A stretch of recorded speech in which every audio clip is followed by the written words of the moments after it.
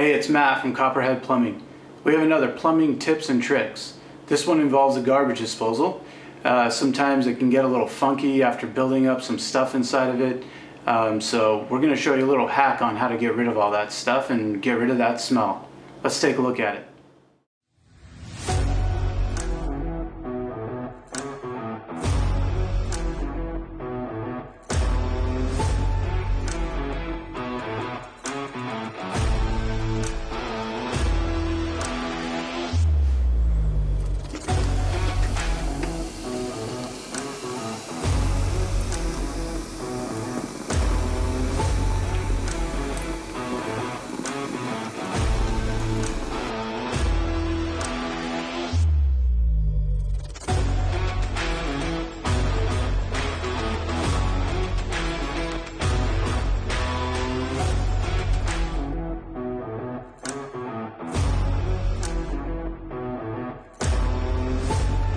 As you can see, that one was pretty easy, but it works wonders.